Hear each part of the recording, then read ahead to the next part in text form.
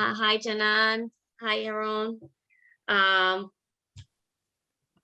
would be great to have you, Janan, introduce everybody.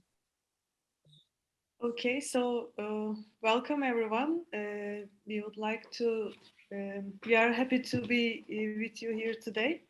Today we will have an interview about animal testing with Dr Kinikoglu and Yaron. I would like to first introduce Oğuzcan. He's an internal medicine specialist. He's a doctor. He's also continuing his doctoral studies in gastroenterology, I think. He's also the author of Animal Testing, this book in Turkish. He's also on the board member of Anti-Animal Testing Society in Turkey, I believe. Is that correct? Would you like to add anything to that? Thanks for the good, beautiful introduction. Yes, you summarized all about. Welcome again. And we also have Yaron with us. He's a lifelong activist, and he was also on the board of Israeli Association for the Abolition of Vivisection for several years. Hi, Yaron. Would you like to tell us about yourself? Yes. Hi, I'm Yaron. I'm vegan for 21 years, animal activist for 18 years. I had a long period in the fighting the animal testing.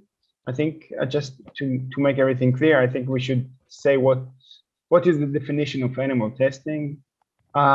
Generally speaking, about animal testing, we're talking about trying new chemicals on animals. If it's animals, by the way, it's not only rats and mice, which we totally respect and love, and they of course should get all the rights like big animals, but it's mice, rats, bats, cats, dogs, all animals that you can think of, it's being tested on. The purpose of the animal testing is to prove that the new chemical is safe to use and to produce it further to humans to consume. Thank you for explaining us animal testing, definition of animal testing. And Oğuz, would you like to tell us what's your stand on animal testing? Yeah, for me, I've been for the last 8 years, and I'm also in the, as you said, in the anti-vivisection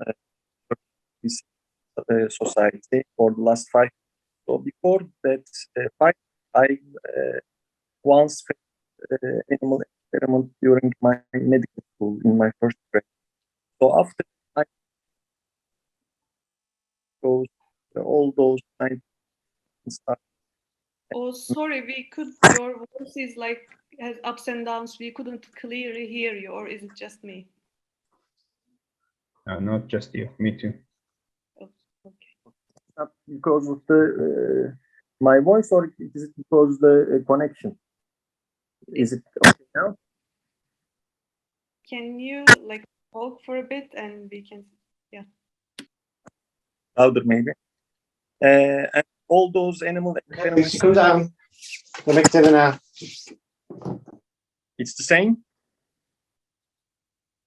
It just seems to be okay now. So all the animal experiments are mainly made behind those highly secured doors. So we animal rights activists, we do not face with those animal experiments. So as I told you before, I've been vegan for the last 8 years, and that 3 years I couldn't tell myself that I was an anti-vivisectionist.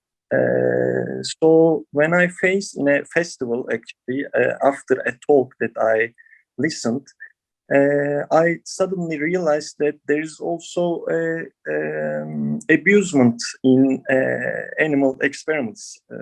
So after that, I also started being interested in anti-vivisection movement. As I told before also, not only us, I mean, not only me, like I'm a scientist and I have to know that there's a lot of things going on about animal experiments, and the public is even worse than us. So there are actually two main things. One is the scientific part, the other is mainly the ethical part, of course.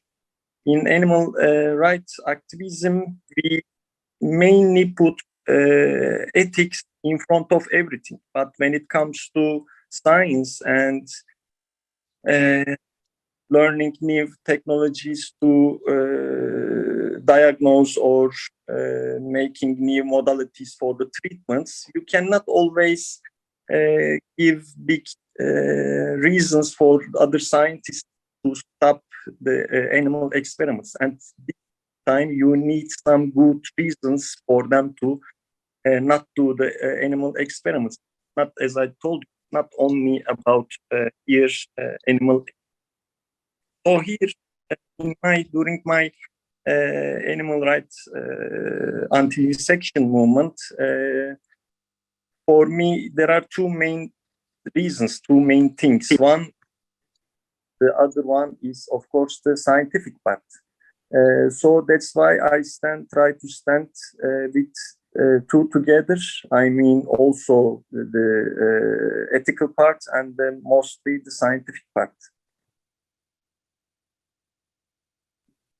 So you said you were vegan for 8 years, and for 3 years you didn't even focus on you didn't even consider animal testings as part of activism, and you learned about that later. What types of animals or species are used in this animal testing? Can you tell us a little bit about that? As Yaron also told us before, mostly rats and guinea pigs and mice, they are using in animal experiments, but also cats, dogs, birds, and there are a lot of other species. I mean, primates, they are also are used in animal experiments, but mostly rats and fish, for example, also they are used. We know that every year more than 100 millions of animals are used during these processes. I just want to add in this point that in 1971, birds, rats, and mice were specially excluded from the Animals Welfare Act regulation by the Secretary of Agriculture of the USA. It means that even if they do have some welfare laws to protect the animals in the labs, animals like birds, mice, and rats are excluded. You can do whatever you want to do to these animals. You can torture them, and it's totally legal.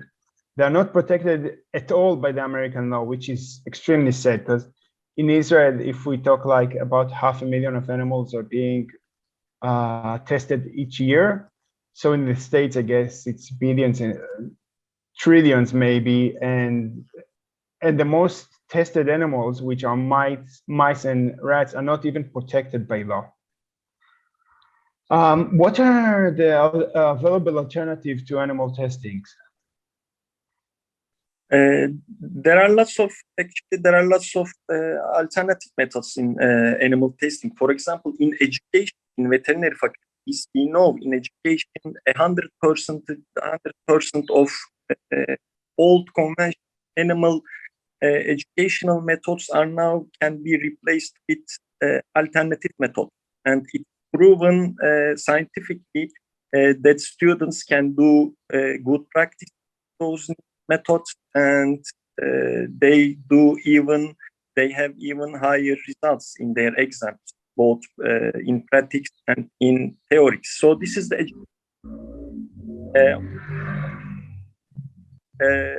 scientific purposes, and we have also a lot of alternative methods, like we can produce stem cells, human stem cells, new tissues, new organs, and they give more accurate results for humans, of course, because what they are doing in science is they take, for example, a rat's liver or kidney, and they do some tests on them, and then they try to apply those results for humans. But rats and mice, they are not equal to humans, of course. That's why they are saying that in Cancer Society in United States, the former head of the Cancer Society was saying that we could cure cancer in rats, but not in humans, because it's not equal, of course. So those alternative methods can give better results. And how do we know this? Like we have in leukemia, we use medicine, and this medicine, when it was tested on animals, it failed. It made highly bad side effects on rats, so they avoid trying to use that medicine in humans. But after applying with these new modalities, new alternative methods, they saw that it doesn't have any side effects for humans. So after trying that medicine in the alternative methods, they say it is trustable and it gives really good results for humans for the treatment. And then they put this product to the market, and now it's our gold standard for chronic myeloid leukemia in patients, and it gives us highly good results in the treatment. So there are also, as I told you, there are stem cells. We have those computerized methods like algorithms, and we have organs on chips. And now even we can collect all those little chips together. And when you want to see the result of the medicine, for example, what it will do to the liver and kidney medicine, so they connect those chips together, and they give the drug to kidney, and then they can see the effect on liver. So the technology is improving by day, and I think that in the later years we will see more methods will be used in these scientific areas. And there is a group, I would really wanted to mention this group, the We Animals. I'm sure most of you know that group, and they have a video. It's like a 20-minute documentary, and we also translate it in Turkish, and it's also in our YouTube site. It's called Gold Rust. Gold does not rust, because in animal experiments we call those new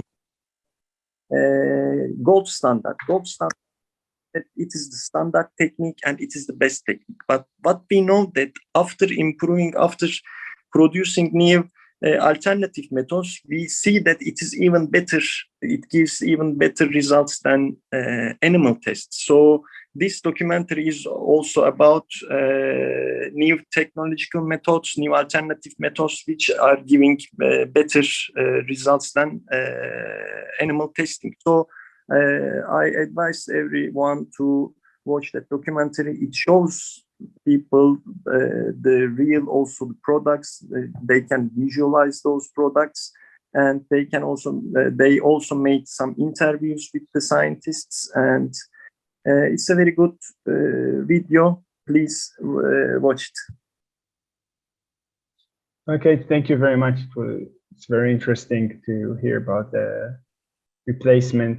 It's also very important to remind here that the companies are not obligated to inform the public about failure of experiments, but only the successful ones. For example, if a company tries some new material on, let's say, 10 different species of animals and 1,000 animals, and they all failed the test, but it did work with one type of animal, one species, and that's enough for them to declare the material is safe to use. They are covered from the legal point, which is extremely sad. They're not showing the whole truth. Why does the law across the globe I mean, why does the law across the globe require all meds to be tested on animals, despite the fact that 90% of all testing fails on animals? I know. I hope you are the one to ask because you're against it.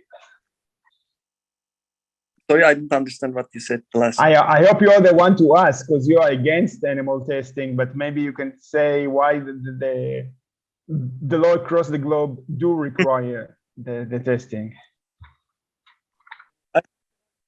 Reasons for that. One is it's like a tradition. When you want to promote veganism, the main subject is, for example, protein still. People are thinking that you'll be lack of protein. You can't get enough protein. It's like it's traditional. What we have taught in school is also human beings are above everything. So I remember in my first degree, I was in a physiology class, and our teacher, our professor, told us to cut a rat, and it's like a guillotine, and you put the head of the rat in the guillotine and then chop his head off. And that day, I'm sure that my friends didn't learn anything about seeing those rats' internal organs. But what they taught that day is human beings are above everything. They are able to do everything for saving a human life. They could kill hundreds of rats. It doesn't matter. That they give this ego to scientists, and especially I think doctors who are mainly doing the tests. So one is scientists still think that animal experiments are worth a lot, and it gives a lot of information for us, and they do not know about this 96% failure. So what we are trying to do also as scientists and anti-vivisectionists is to tell scientists that the high rates of failure about animal experiments. First thing is that they do not really know that there is a huge failure in the animal experiments.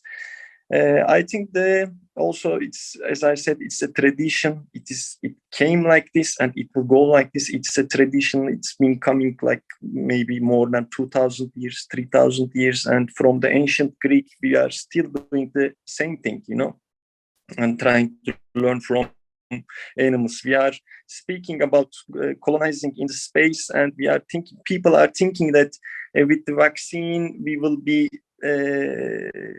they will put microchips inside of us and control our everything, but we are still thinking that we will be able to learn from animals.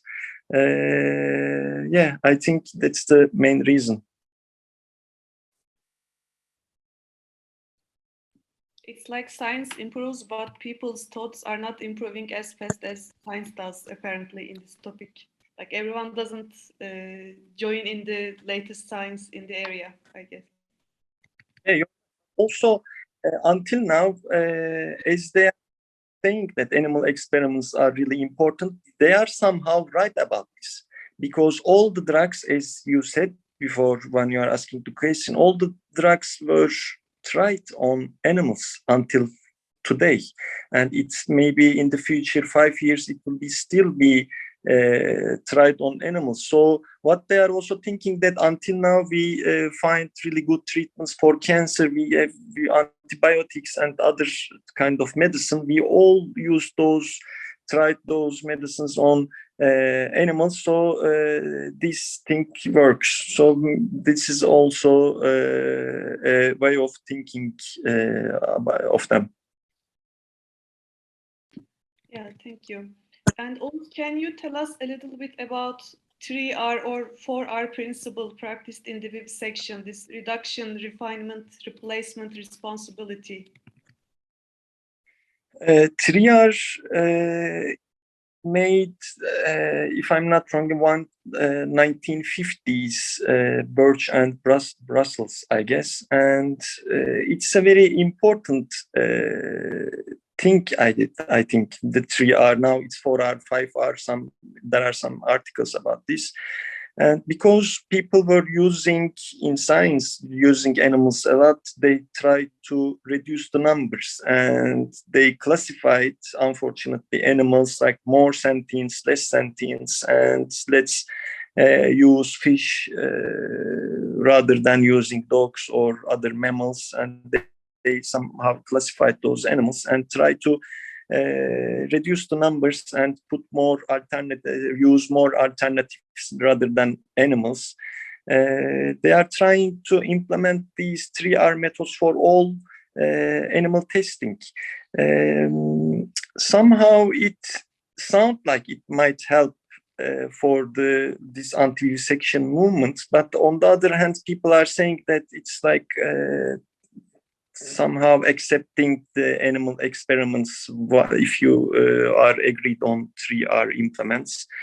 But what I'm thinking is 4R rule is essential, because even if we are against animal testing now, and even if we want to cease animal testing today, we know that it's not going to be possible to end animal testing tomorrow. And I think it's going to be, it's a process. So during this process, firstly, we have to, I think, reduce and try to implement those alternative methods. And this is one of the ways for implementing those alternative methods. And there is also an arrive criteria for those for the scientific articles. And arrive criteria is also like this 4R rule.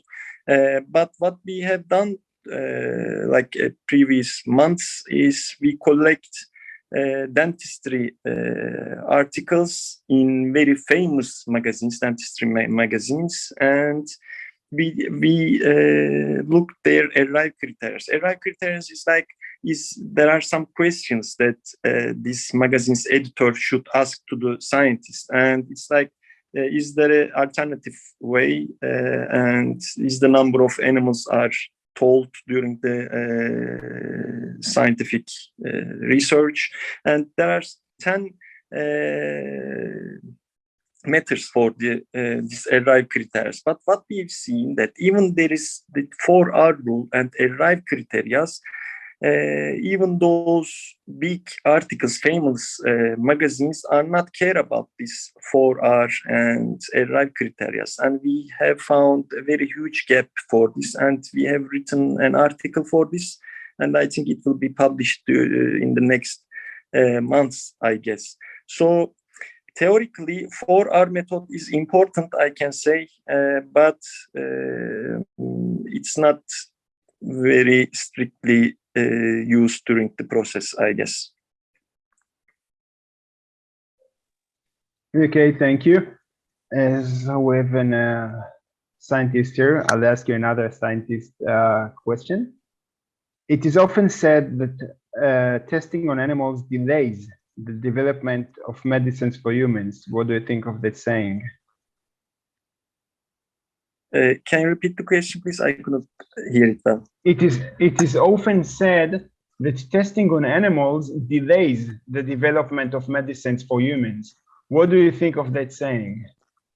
That's right. There is also some articles about this question, and scientists, we do not know the exact numbers. But as I told in the before my speech, that there is this leukemia drug we use it in chronic myeloid leukemia, that it was used in animals and tens of species, and it didn't work, and it made really huge side effects. But when it used in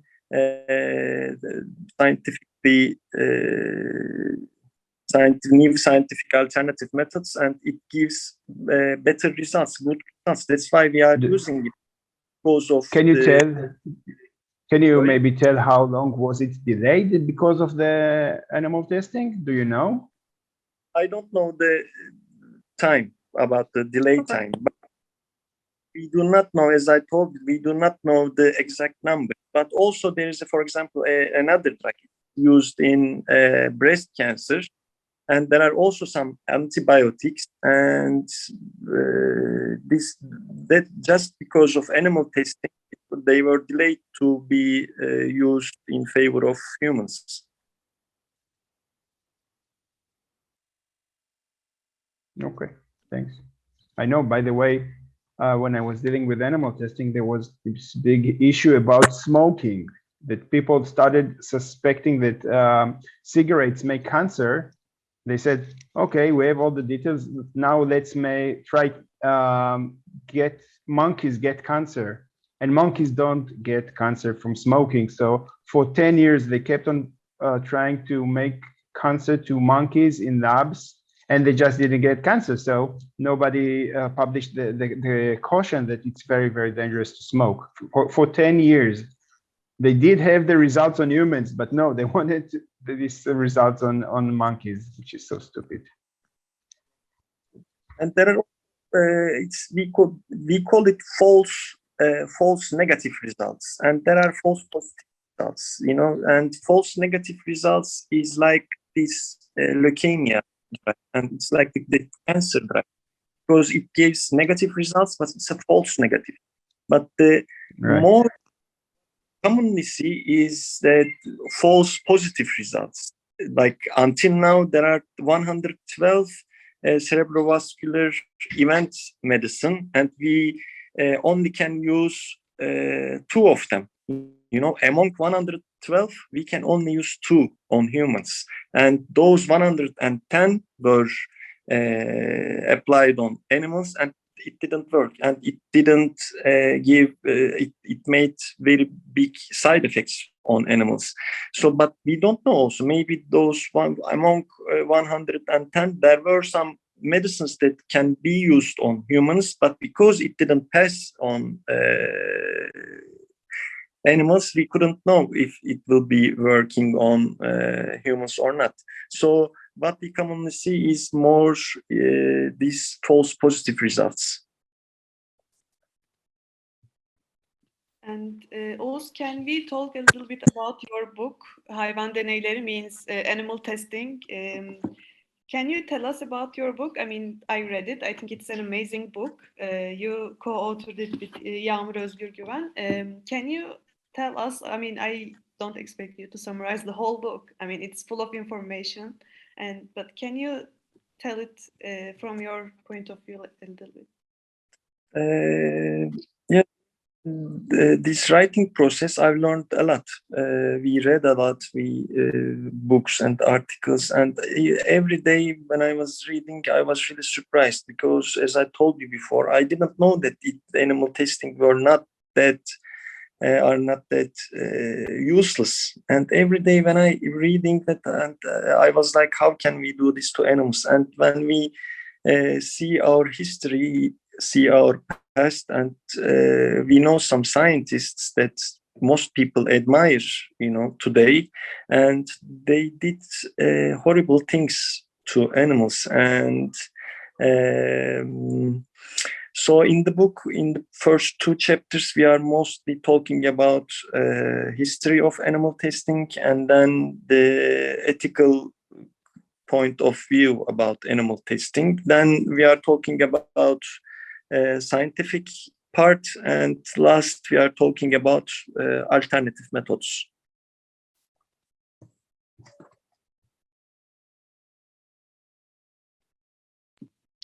And how did you meet and cooperate with your co-author Yağmur, and what inspired you to write this book?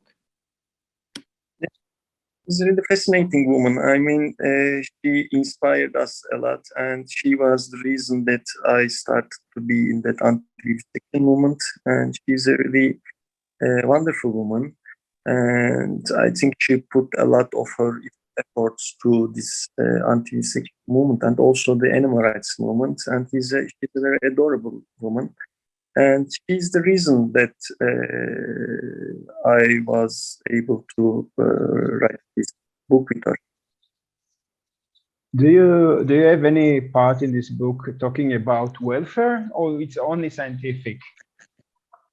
It's not only about scientific. There is also the ethical part, ethical point of view about animal experiments. So, as I told beginning of my speech that we have to be against of animal testing in both sides. I mean, first the ethical part and then the scientific part.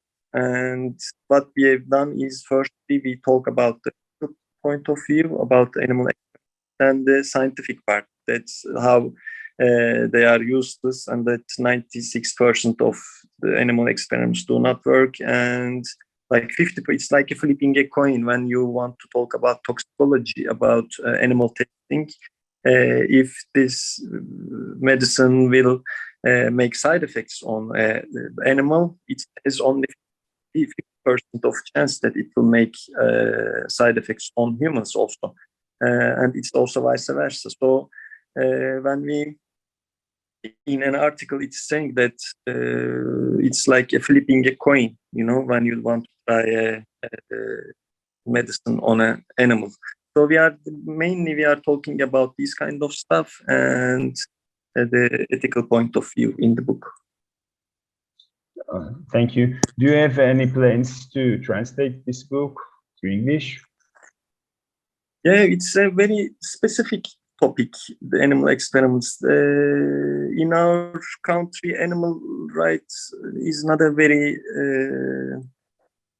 famous subject, and people are not aware of animal right activism. And we have a little number of people who is into this animal rights activism. And even this little group, we have to choose more little group for this animal anti-vivisection activism. So it's hard to find people translate our book into other languages. One time there is this Georgian group, a good friend of mine also. They are organizing Eurasian animal rights gathering, and one time they asked to translate this book to their language, and then I think they had to stop the process. But what I learned during this writing process is Ralph. You know, Ralph is a 3-4 minute video made all of also enough people awareness about. I think with 4 minutes video, they reach more people than us. So if I do something, and it would be not writing a book, I think it would be more about like video, maybe animation or. And now there's a group in Turkish, and we are part. I don't know if you have heard about them yet. Nick Duke, and they are applying those educational methods all over the world, and they are doing stuff. And they are now doing a documentary about this education, humane education. And I watched their videos, and it's about to be published, but not still. So I think this kind of thing is more for videos. Those, I think we are losing you. yeah, we couldn't hear the last couple sentences. I think when other people have their voices on, like not on mute, the sound was, yeah. Okay. No, it's still. Can you hear me? No. Hello.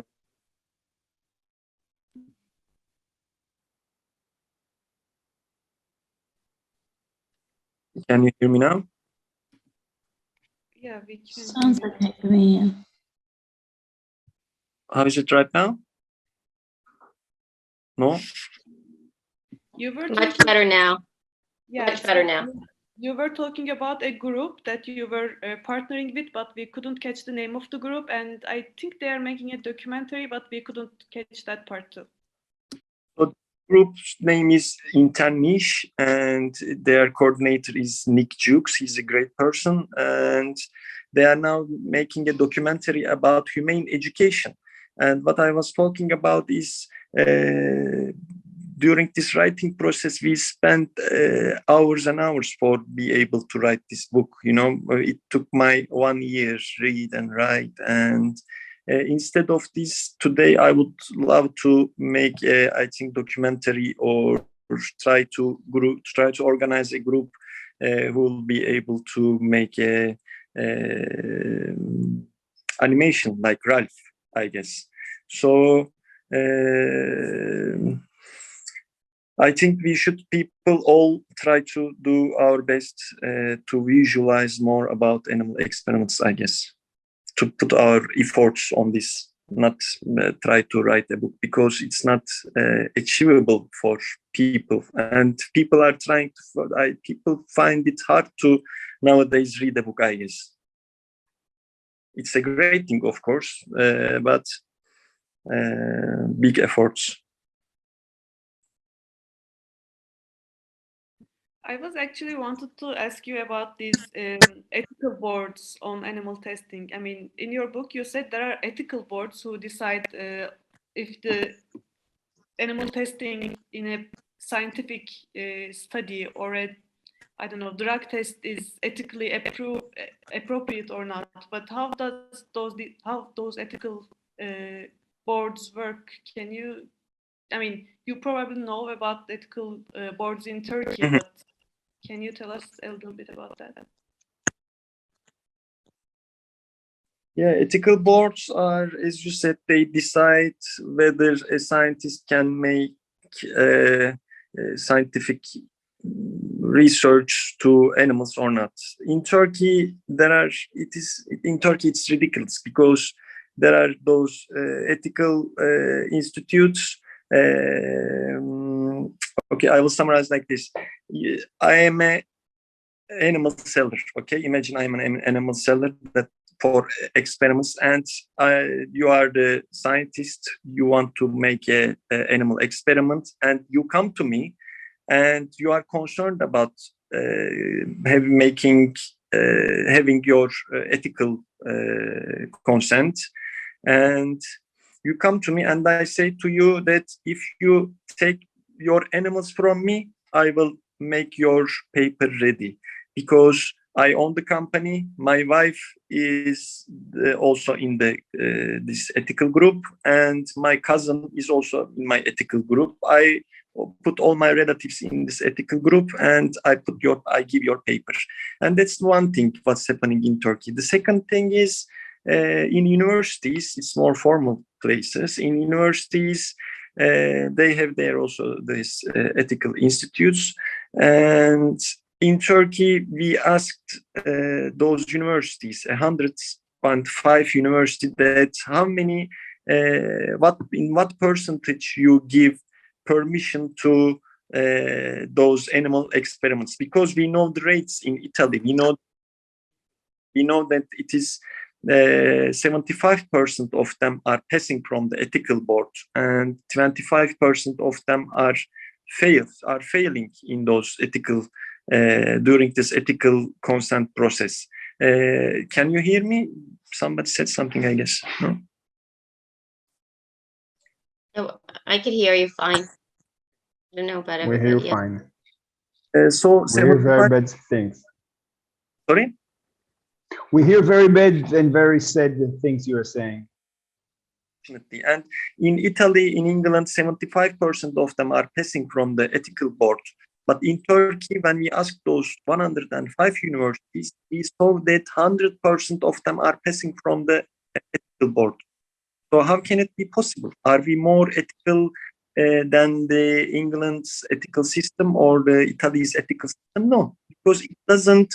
Our systems are not properly done. It's not. They are not looking. They are looking something very subjective. Not objective. And unfortunately,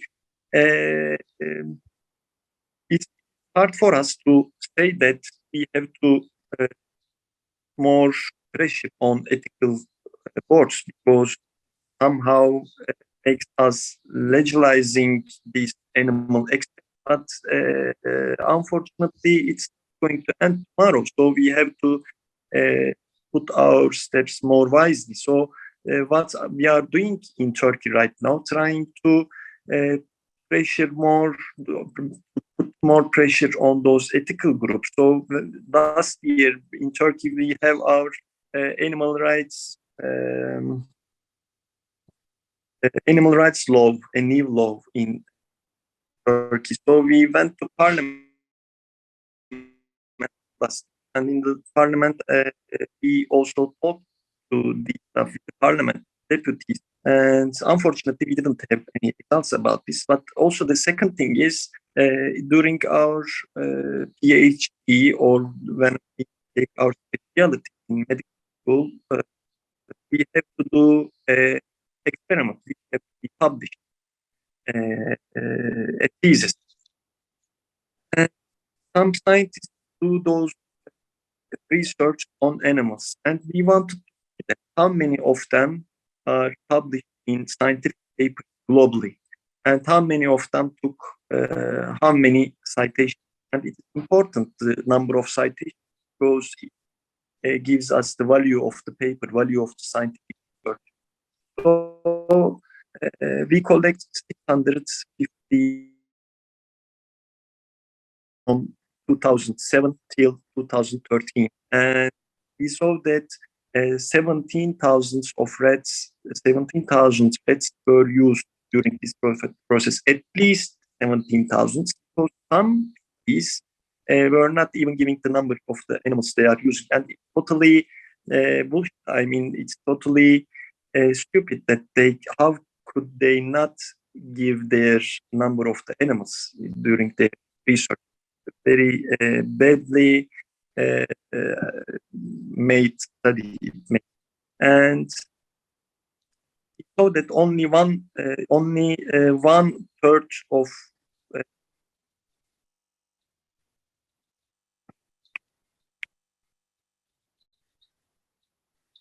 We lost you. We lost you. You can you hear me now? Yes. Yeah. Okay. Third of studies were published in scientific papers. So two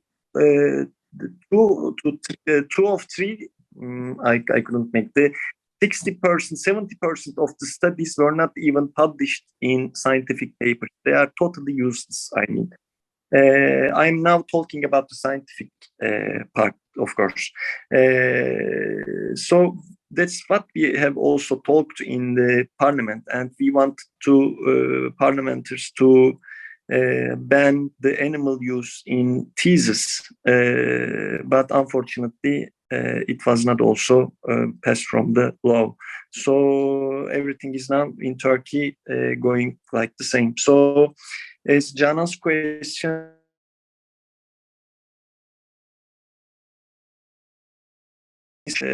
doing good jobs, and unfortunately, and taking making a making a choice about an animal and giving. You cannot speak about them, and you cannot even feel about them, and you still can make some decisions about them, and it's not, of course, ethical, unfortunately, but it is hard to talk, and it's hard to explain those things to scientists. Also, the one last thing, that when it comes to animals and humans and how equal, how similar they are, we are doing experiments on animals, and that's the reason we are based on, we are so equal, we are so similar, and that's why we are doing animal experiments, what they are saying. But when it comes to suffering, feeling the pain, and when it comes to suffering, we are suddenly we are discriminating them from humans. We are, I think it's a very there is a very big hypocrisy about here. Yeah, I totally agree. I mean, the big controversy is we are testing on animals because they are so much like us, but they are also suffering like us, and we just try not to see that, ignore that, and continue doing the same things. I think my questions are finished. Yarun, do you have any other questions or anything you would like No, to add? no, I think it was very important and good to hear someone, a scientist, saying besides the ethical and the welfare of the animals, it's very important to listen to a scientist to say it's a lie, it's dangerous to us.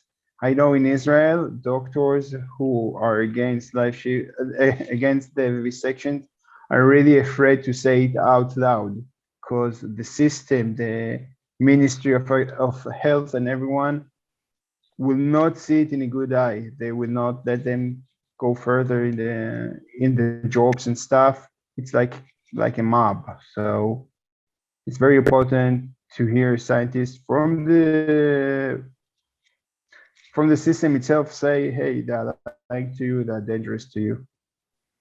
Thank you very, very much for the book and for the good things you said here. Thank you very much.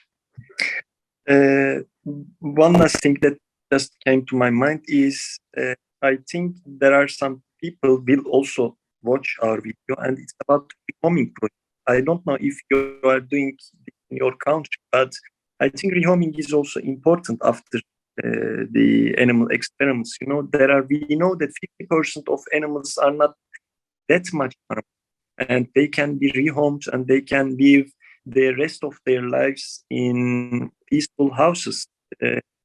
So in our also our co-author Yağmur, and she has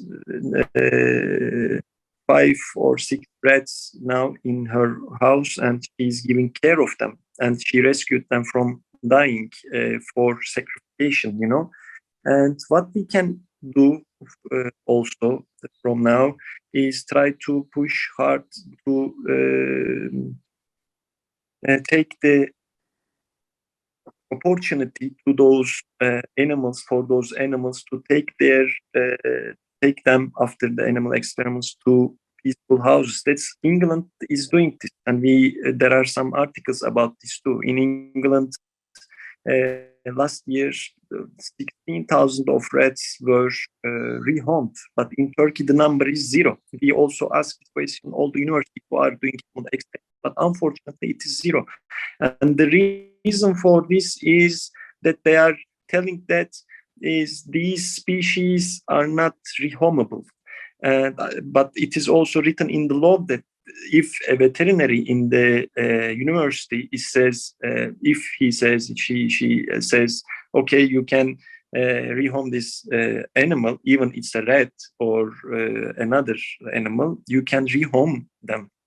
So in our countries, we have to, I think, try to rehome those animals after testing. Yeah, thank you very much, by the way, for listening to me. I'm